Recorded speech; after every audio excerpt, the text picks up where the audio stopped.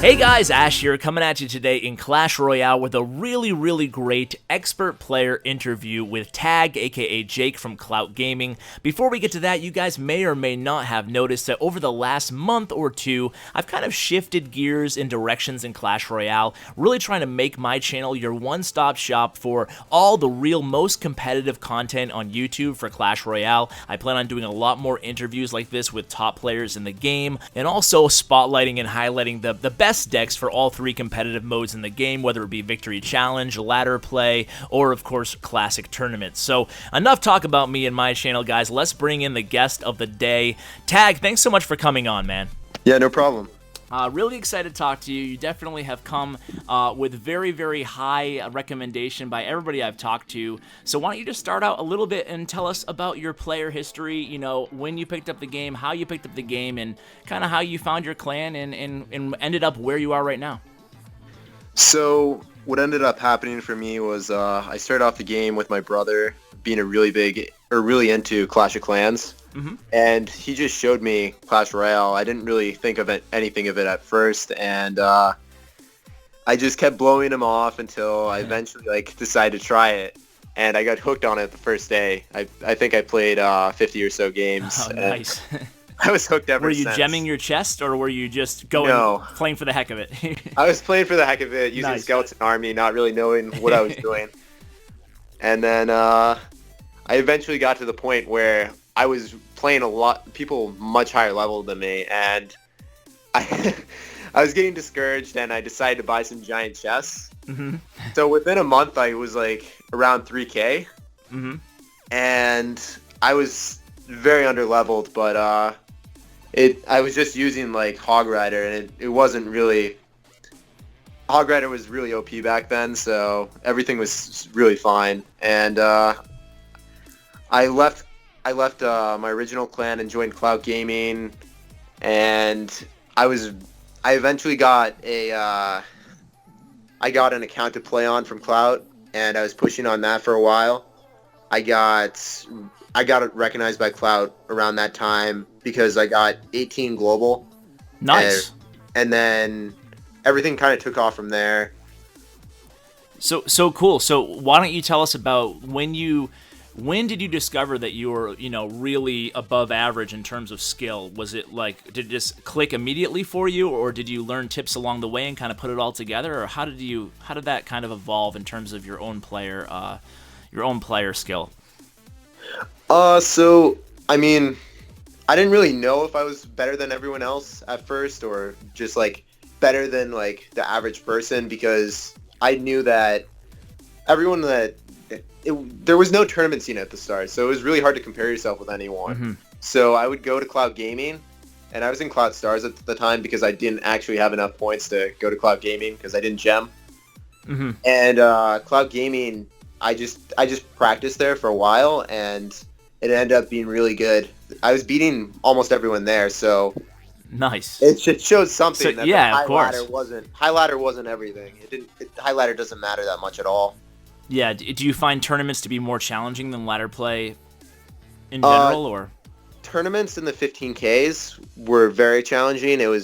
I wasn't doing very well in them at the start. I was getting I started at 100, and I eventually got better and started getting top 50s consistently, and then I started getting top 20s every single time and top 10s, and eventually getting number 2. But wow, very cool, man. So right now you have we already flashed it on the screen, but you have almost 60,000 tournament cards. Very impressive. Do you remember? Is there one that sticks out to you in terms of a big tournament win that you really are very proud of? I've never really won one, but I've gotten second place in the Venezuela one, and I've gotten multiple top 10s in a numerous amount of Brunchong ones, but. Mm-hmm. I remember getting knocked out when I was number 1 in Brunchong 1 last game by a Lava Hound deck, and that was pretty salty. Oh boy, I don't blame you. Last 2 minutes. Oh no, at the very end, huh? Yeah. Ah, God. Well, I have so many questions to ask you, specifically about to the two decks you're going to be sharing with us today, but also some more general questions that I think are going to really help a lot of people out. So I kind of want to start with a kind of a different question that I normally don't ask people, but it kind of occurred to me, and we actually had a little conversation before we pressed record today about how you hold your device, your phone or your iPad, and what fingers or thumbs that you use when you play, because I think this is actually kind of important, especially regarding whether you tap or whether you drag or when you do both. So why don't you just tell us a little bit about how you hold your device and what you think, why you prefer the way you do. Yeah, so what I do is I hold my phone with my left pinky stabilizing the bottom of my phone. Okay. And then I just hold it in one hand. And I use both of my thumbs to select the cards at the bottom, and I have my right hand, the right index finger, just dropping the cards. I never really just drag the cards from the bottom. I always just drop them immediately because my phone's really stabilized with my left hand. So after playing as many games as I have, it's really consistent, and I know that I'm going to hit my poisons where I want them, and my minors. Yeah, and that's really good advice, because I was telling you beforehand that what I do very similar to what you do. I hold my device in my left hand. I use my left thumb to select cards, but I don't use my right thumb to select cards, and I think that actually gives you a decent speed advantage, you know? You can select and press, almost instantaneously. Now, is there any point where you're kind of spamming the, your index finger on your right hand when you're trying to gain elixir? No, I don't really do that, because if I spam the index finger, then I could drop a card. I'm scared about that. That's true, because you do spam your thumbs a lot. I noticed on your replays. I hover. I hover zap a lot. Whenever I have a princess at the bridge, expecting him to throw goblins or spear goblins or anything besides fire spirits, because you're not going to zap those in time. So okay. I definitely hover a lot, but I don't really ever spam with my index finger. Okay, well, thanks. I think that's good advice. I think a lot of people could use those little kind of out-of-the-box tips like that. So another general question before we get into the specifics regarding both of the decks. So, people out there, sometimes, this game is famous and infamous for getting people to really rage. Is there any kind of tactics that you have to kind of calm yourself down if you're losing a few in a row? And, I think it's important to hear from, for people to hear from a guy like you who has such a big name in the competitive community that even you lose sometimes. So, what are your tactics?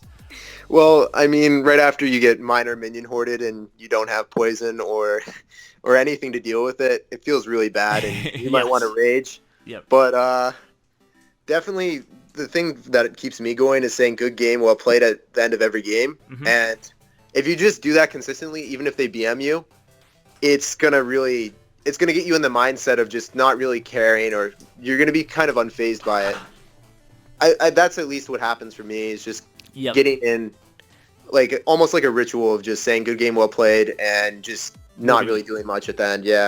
Moving along forward. How many matches do you usually play at a time when you pick up the game, like when you're not in a tournament? It depends on how much time I have, because my schedule is kind of like, I mean, during the summer I was playing tennis a lot, and right now I have a lot of work in college, so it varies. Sometimes I'll play in class,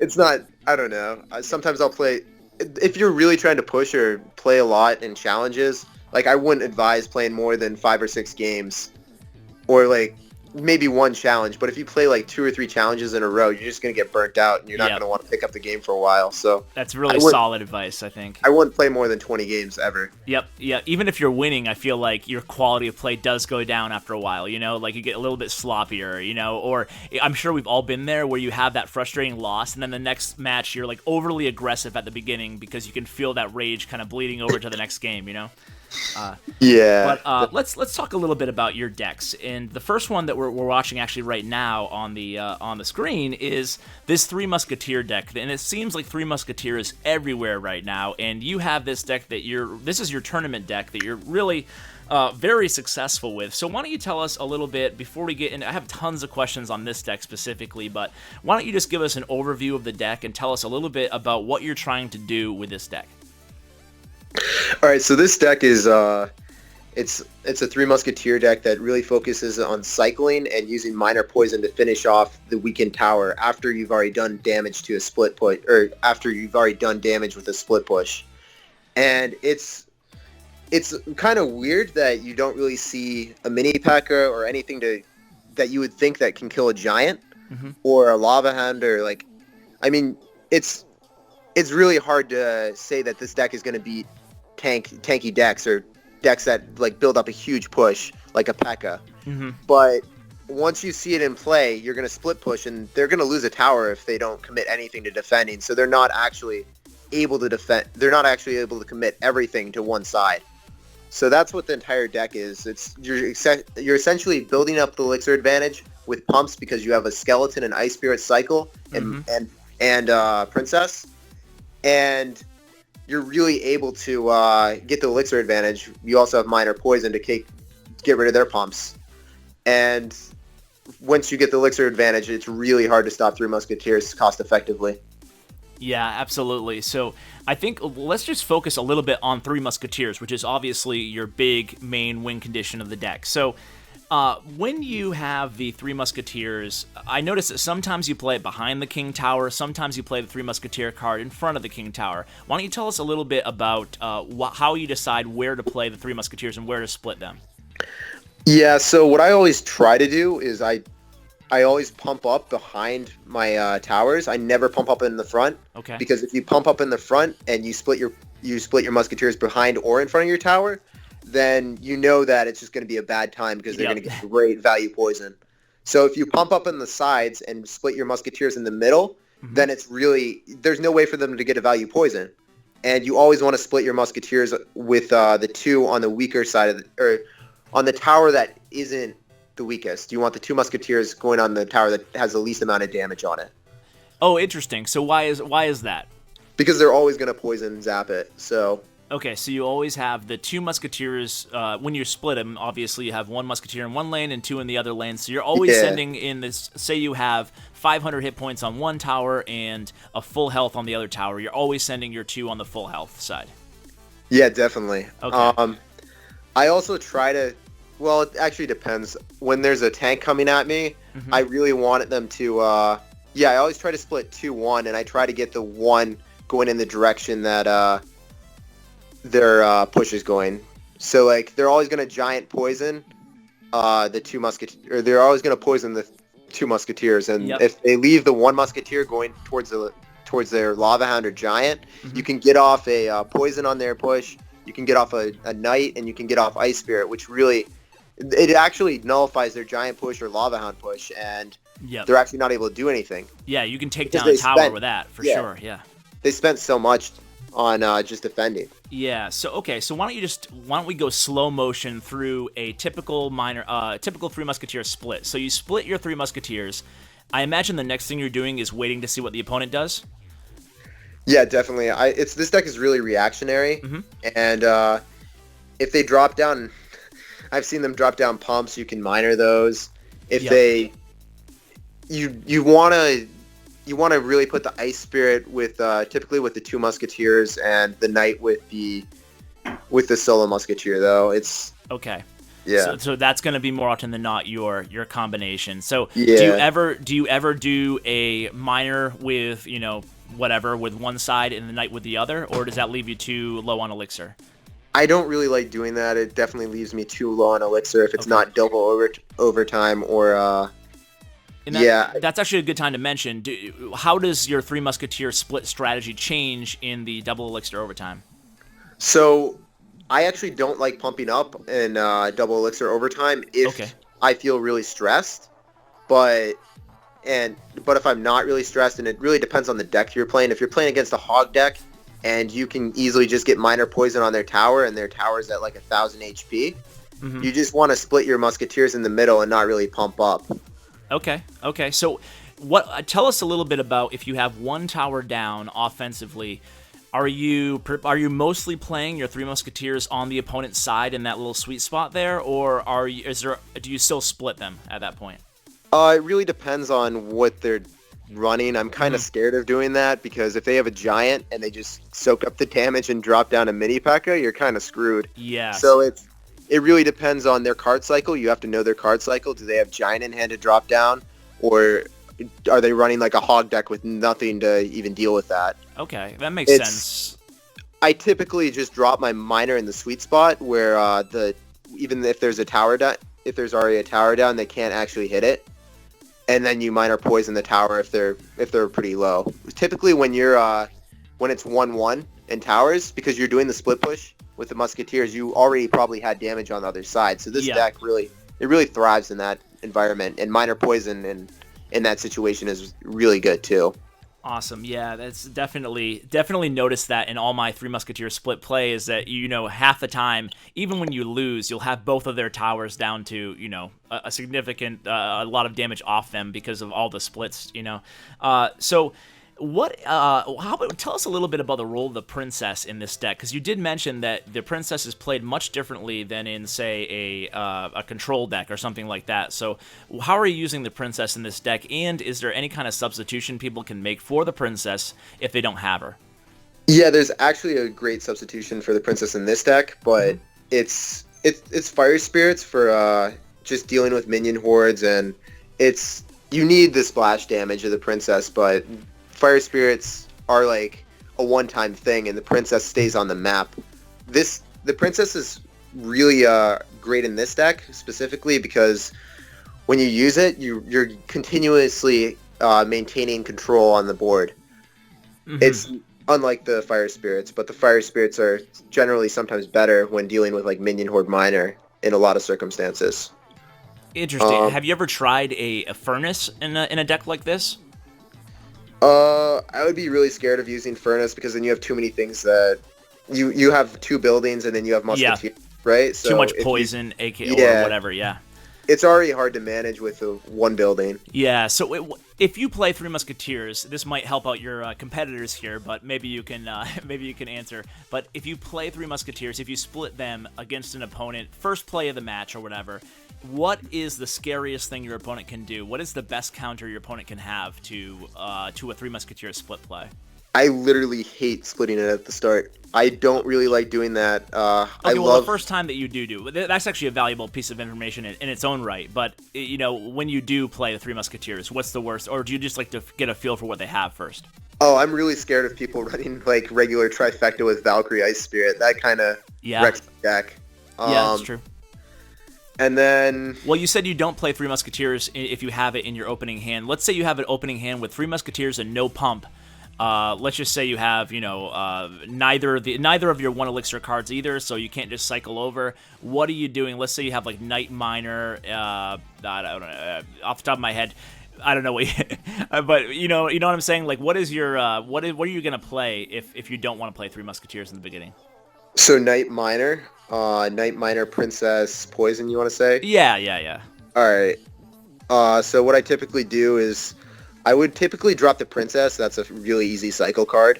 In the back, you want to drop it in the back. A lot of people drop it for tower damage. That's not how you want to play this deck. You want to play it to maintain elixir advantage, or maintain elixir advantage, so then you can build up a Three Musketeers push and actually get damage on their towers.